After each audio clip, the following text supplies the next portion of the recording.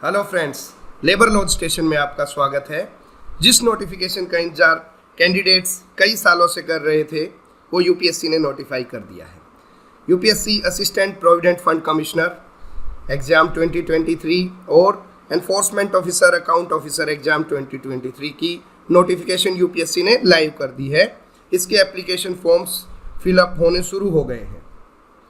Let me introduce myself. I am S.K. Bura, Enforcement Officer, Ministry of Labour and Employment, and I'll be telling you various aspects of this exam. आइए देखते हैं क्या क्या essential qualification है, क्या notification आई है, कितनी post हैं, क्या वेटेज रहती है, क्या एग्जाम पैटर्न रहता है इस वीडियो के अंदर। Don't forget to subscribe labour laws station for these types of updates. ये नोटिफिकेशन यूपीएससी ने जो नोटिफाई की है 51/2023। आइए देखते हैं इसके अंदर 418 vacancies enforcement officer account officer in employees provident fund organisation ministry of labour and employment. इसके लिए 204 वैकेंसीज अनरिजर्व्ड कैंडिडेट्स मतलब जनरल कैटेगरी के हैं। इकोनॉमिकली वीकर सेक्शन के लिए 51 पोस्ट रिजर्व की गई हैं, ओबीसी के लिए 78, एससी के लिए 57 और एसटी के लिए 28। ये बेसिकली अकाउंट ऑफिसर और एनफोर्समेंट ऑफिसर की पोस्ट है। इसी के साथ वैकेंसी नंबर 23025102725 भी नोटिफाई की है यूपीएससी ने, जिसके अंदर 159 vacancy 159 vacancy assistant provident fund commissioner के लिए in employees provident fund organisation ministry of labour and employment. Assistant provident fund commissioner के लिए भी 159 वैकेंसी, जो कि एक बहुत ग्रेट नंबर ऑफ वैकेंसीज हैं यूपीएससी ने जो नोटिफाई की हैं। इसके अंदर अनरिजर्व कैटेगरी के लिए 68, ईडब्ल्यूएस 16, ओबीसी 38, एसटी 12 और एससी 25 वैकेंसी रिजर्व्ड है। ठीक है। डिसेबिलिटी के लिए भी 8 वैकेंसी, डिसेबिलिटी कैंडिडेट्स के लिए भी 8 वैकेंसी रिजर्व की गई हैं। इसके लिए बेसिकली प्रोविडेंट फंड कमिश्नर के लिए 35 years of maximum age limit है जनरल कैटेगरी कैंडिडेट्स के लिए, और एनफोर्समेंट ऑफिसर के लिए 30 ईयर्स है। इसके अंदर दोनों ही वैकेंसीज के लिए, चाहे एनफोर्समेंट ऑफिसर हो या असिस्टेंट प्रोविडेंट फंड कमिश्नर हो, सिर्फ basic essential qualification is degree of a recognised university. आपके पास या फिर बैचलर डिग्री हो, चाहे बीटेक हो, चाहे बीए हो, बीएससी हो, बीकॉम हो, कोई भी डिग्री अगर आप एक रिकॉग्नाइज्ड यूनिवर्सिटी की आपके पास है तो you are eligible to appear for this exam. Age limit 30 years age limit है एनफोर्समेंट ऑफिसर के लिए, और 35 ईयर और maximum age limit general candidates के लिए है एपीएफसी के लिए। इस पोस्ट के बारे में देखते हैं। जो प्रोविडेंट फंड कमिश्नर की पोस्ट है वो एक ग्रुप ए पोस्ट है, और एनफोर्समेंट ऑफिसर की पोस्ट है वो ग्रुप बी पोस्ट है। Basically group A post level 10 in the pay matrix in 7th पे कमीशन, जो कि पहले हम देखें तो 5400 ग्रेड पे की पोस्ट रही है ये 6th पे कमीशन में देखें तो। और एनफोर्समेंट ऑफिसर की लेवल 8 की जो पोस्ट रही है 6th पे कमीशन में वो रही है 4800 ग्रेड पे की, 4800 ग्रेड पे की पोस्ट रही है। ड्यूटीज़ क्या होती हैं? जो भी प्रोविडेंट फंड कमिश्नर या एनफोर्समेंट ऑफिसर होते हैं, इनकी ड्यूटीज़ रहती है एनफोर्समेंट। सबसे मेन ड्यूटी रहती है एनफोर्समेंट की, enforcement of EPF act, employees provident fund act. जो ईपीएफ एक्ट भारत सरकार ने लागू किया है, उसके जो प्रोविजंस हैं उनका एनफोर्समेंट करना, कि जो एम्प्लॉयज़ हैं उनको पीएफ मिल रहा है नहीं मिल रहा, एम्प्लॉयर ने उनका पीएफ डिडक्ट किया है और उनके पीएफ अकाउंट में डाला है या नहीं डाला, अगर क्रेडिट किया है तो सही परसेंटेज किया है, सही अमाउंट की है, या फिर शो कम किया है, उनको दिया कम गया है, शो ज़्यादा किया गया है। तो ये सब enforcement of EPF act duties के अंदर आते हैं एनफोर्समेंट ऑफिसर की और प्रोविडेंट फंड कमिश्नर की।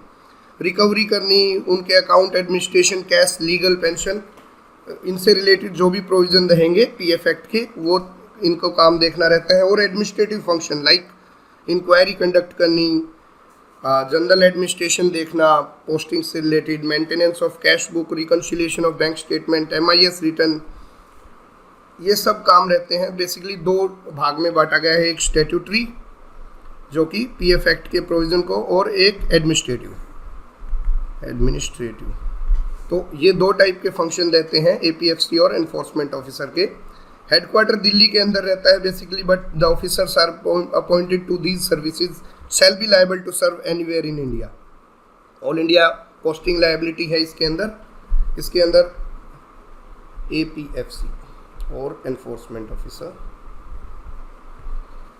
सिलेबस देखते हैं हम। सबसे पहले इंडियन कल्चर, हेरिटेज और freedom movement, basically modern history और कल्चर, मॉडर्न हिस्ट्री और कल्चर के प्रोविज़न रहेंगे इसके अंदर। आपको एंशिएंट और मेडिवल हिस्ट्री प्रिपेयर करने की ज़रूरत नहीं है, ये बेसिकली हर कॉम्पिटिटिव एग्जाम का पार्ट रहता है मॉडर्न हिस्ट्री, और कुछ प्रोविज़न इंडियन कल्चर के कुछ क्वेश्चंस आ सकते हैं। Second one is Indian economy and current trends. Indian economy जो बेसिक टर्म्स रहती हैं, इंडियन इकोनॉमिक्स, माइक्रो इकोनॉमिक्स, ये सब इसके अंदर पूछ सकते हैं। और साथ में रीसेंट बजट के प्रोविज़न, इकोनॉमिक सर्वे के प्रोविज़न, जो करंट ट्रेंड्स चल रहे हैं इंडियन इकोनॉमी के अंदर, वो पूछा जा सकता है। Next is governance and constitution of India, basically Indian polity जो हर एग्जाम का एक पार्ट रहता है, governance and constitution of India, उसके प्रोविज़न इसके अंदर पूछे जाएंगे। कॉन्स्टिट्यूशन ऑफ इंडिया के fundamental right, directive principle of state policy, constitutional framework रहता है, प्रेसिडेंट, पार्लियामेंट, इनसे रिलेटेड जो क्वेश्चन रहेंगे, गवर्नेंस से रिलेटेड, पंचायती राज सिस्टम से, जो हर कॉम्पिटिटिव एग्जाम का एक पार्ट रहता है, उससे रिलेटेड क्वेश्चन इसके एग्जाम में आएंगे, इसके सिलेबस के अंदर हैं। पॉपुलेशन डेवलपमेंट एंड ग्लोबलाइजेशन, जो रिसेंट सेंसस है और अभी उसमें क्या चेंजेस हुए हैं, क्या डेवलपमेंट हुए हैं, ग्लोबलाइजेशन, LPG रिफॉर्म्स, ये सब इसका एक सिलेबस का पार्ट है। जनरल इंग्लिश, जो हर कॉम्पिटिटिव एग्जाम UPSC, SSC या किसी भी टाइम बैंक की प्रिपरेशन भी आप कर रहे हो तो जनरल इंग्लिश मेन पार्ट रहता है, तो जनरल इंग्लिश के कुछ क्वेश्चंस इसके अंदर सिलेबस के अंदर हैं। एक बहुत ही इंपॉर्टेंट पार्ट जो आम एक कॉम्पिटिटिव एग्जाम का पार्ट नहीं रहता, वो है accounting principle, accounting and auditing principle, जैसे कि व्हाट इज अकाउंटिंग, इसके अंदर debtors, creditors, bank statement reconciliation, ये सब इसके अंदर हमें देखना रहेगा। बेसिक प्रिंसिपल्स अकाउंटिंग के हमें देखने रहेंगे। और इंश्योरेंस से related provisions like history of insurance in India, क्या रहता है इंश्योरेंस, कितने टाइप के इंश्योरेंस होते हैं, लाइक GIC जनरल इंश्योरेंस रहता है, जनरल इंश्योरेंस कंपनीज भी रहती हैं, लाइफ इंश्योरेंस रहता है, व्हीकल इंश्योरेंस रहता है ना, तो ये सब, हेल्थ इंश्योरेंस, तो इस टाइप से इंश्योरेंस के प्रोविज़न हमें देखने रहेंगे। Industrial relation and social security in India, very much important topic for this competitive exams of APFC, ALC, enforcement officer, जो भी ministry of labour and employment के एग्जाम हैं उनके अंदर industrial relation, what is industrial relation, why we need good industrial relation in an industrial establishment, industrial dispute act 1947 के क्या provision रहेंगे, क्या क्यों ज़रूरी होता है, क्या करेक्टरिस्टिक्स होती है इंडस्ट्रियल रिलेशन की, why good industrial relation is needed, ये सब प्रोविज़न हम इंडस्ट्रियल रिलेशन में देखेंगे। Social security in India, social security कब शुरू हुआ इंडिया के अंदर, क्या क्या स्कीम्स चलाई गई हैं गवर्नमेंट ऑफ इंडिया के द्वारा सोशल सिक्योरिटी के पर्टेनिंग, लाइक वर्कर्स के लिए क्या स्कीम है, अभी ई-श्रम कार्ड बनाए जा रहे हैं, that comes under social security, PF, ESIC, children के लिए क्या स्कीम है, विडोज़ के लिए क्या स्कीम है, विमेन वेलफेयर, फार्मर वेलफेयर, वो सब जो रिसेंट स्कीम्स हैं सोशल सिक्योरिटी स्कीम्स, वो इसके अंदर हम देखेंगे। बहुत ही इंपॉर्टेंट टॉपिक इस एग्जाम का आता है लेबर लॉज, जो इसकी सबसे ज़्यादा वेटेज भी रहती है, labour laws in India. Labour laws के अंदर वैसे तो अराउंड 40 के करीब, 44 के करीब लेबर लॉज हैं, बट हमें कुछ इंपॉर्टेंट लेबर लॉज ही पढ़ने हैं, जैसे कि कुछ हाईलाइटेड मैंने किए हैं। Industrial dispute act 1947, payment of wages act, minimum wages act, contract labour act, child labour act, PPG act, payment of gratuity, BOCW act, EPF act, ESIC act. अभी क्या है, रिसेंटली गवर्नमेंट ऑफ इंडिया ने सभी 44 labour laws को सबज्यूम करके 4 labour codes के अंदर सबज्यूम कर दिया गया है। 4 labour codes like code on wages, industrial relation code, OSH code, हम उनके प्रोविजंस भी इस एग्जाम के अंदर लेके चल सकते हैं, because though they have not been notified और अभी आए नहीं, अभी पुराने एक्ट ही चल रहे हैं, लेकिन देखा जाए तो अभी पार्लियामेंट ने वो पास कर दिए हैं। तो basically these labor codes are it's a new shirt on the old same thing। जो most of the basic provisions रहेंगे वो इन्हीं एक्ट्स के रहेंगे, तो इतना ये डरने की ज़रूरत नहीं है कि नए लेबर कोड पढ़ें या पुराने एक्ट पढ़ें। बेसिकली जो क्वेश्चंस आएंगे, लाइक ले ऑफ क्या रहता है, रिट्रेंचमेंट क्या रहता है, डिसमिसल में और रिट्रेंचमेंट में क्या फ़र्क है, इस टाइप के जो क्वेश्चंस आएंगे वो इंडस्ट्रियल डिस्प्यूट एक्ट के भी पार्ट थे और नए इंडस्ट्रियल रिलेशन कोड के भी पार्ट हैं। तो you need not to worry कि भाई हम कोड करें या लेबर लॉज के पुराने वाले लेबर लॉज करें, इतना कोई डिफरेंस नहीं है। आपको बेसिक प्रोविजन पढ़ने हैं, आप पुराने एक्ट भी पढ़ेंगे, नए भी पढ़ेंगे, तो 90% चीज़ें सेम रहेंगी।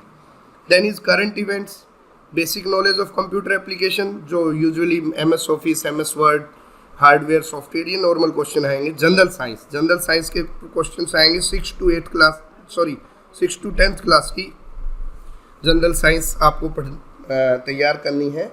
जो साइंस के टॉपिक रहते हैं बेसिकली हर एग्जाम का ही पार्ट रहते हैं जनरल साइंस, और general mental ability like reasoning से रिलेटेड जो बेसिक क्वेश्चन रहेंगे, इतने ज़्यादा डिफिकल्टी लेवल नहीं रहेगा जनरल मेंटल एबिलिटी का। अर्थमेटिक से रिलेटेड या फिर परम्यूटेशन कॉम्बिनेशन से रिलेटेड जनरल मेंटल एबिलिटी के क्वेश्चन रहेंगे, तो वो आपको इस एग्ज़ाम के लिए करने हैं। बेसिकली सबसे ज़्यादा पोर्शन, सबसे ज़्यादा वेटेज इस एग्ज़ाम के लिए रहेगी लेबर लॉज की, इंडस्ट्रियल रिलेशन, सोशल सिक्योरिटी और अकाउंटिंग प्रिंसिपल की, और next is constitution of India, Indian polity की। बाकी सब हर कॉम्पिटिटिव एग्जाम का पार्ट रहते हैं, तो you will be well versed in that. तो आपको सबसे ज़्यादा टाइम डिवोट करना है, वो करना है labour laws, industrial relation, social security, accounting principle और इंडियन पॉलिटी पे। बाकी चीज़ें आपके हर कॉम्पिटिटिव एग्जाम का पार्ट है, तो आपको इतनी ज़्यादा उसकी तैयारी करने की ज़रूरत नहीं है, और उनकी वेटेज भी कम रहती है। बेसिकली 65 to 70% लेबर लॉज और इंडस्ट्रियल रिलेशन का ही पोर्शन आता है इस एग्जाम में। एग्जाम पैटर्न क्या रहेगा? बेसिकली 120 क्वेश्चन रहते हैं, 2 घंटे की ड्यूरेशन रहती है, और इसके अंदर सबसे बड़ी बात है नेगेटिव मार्किंग रहती है 1/3। तो आपको नेगेटिव मार्किंग नहीं करनी, बिकॉज सिलेक्शन होना और ना होना इस चीज़ पे डिपेंड करेगा कि आपकी नेगेटिव मार्किंग कितनी ज़्यादा। आप सब क्वेश्चन कर देते हैं लेकिन नेगेटिव मार्किंग बहुत ज़्यादा हो जाती है, आपके क्वेश्चन गलत हो जाते हैं, तो आपके नॉर्मल जो ठीक क्वेश्चन है वो उनकी वेटेज को भी ख़त्म कर देगा। तो आपको जस्ट जहाँ कॉन्फिडेंट हैं वही क्वेश्चन अटैम्प्ट करने हैं। 120 क्वेश्चन, 2 आवर्स का एग्जाम रहेगा, 2 घंटे का एग्जाम, एक interview, and you will be a commissioner सून।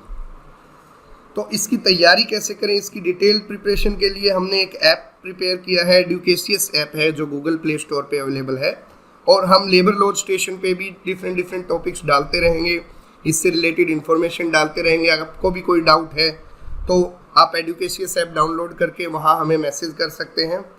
और for such more informative videos do subscribe, like and share our this YouTube channel Labor Lodge Station, and download our Educacious app from Google Play Store.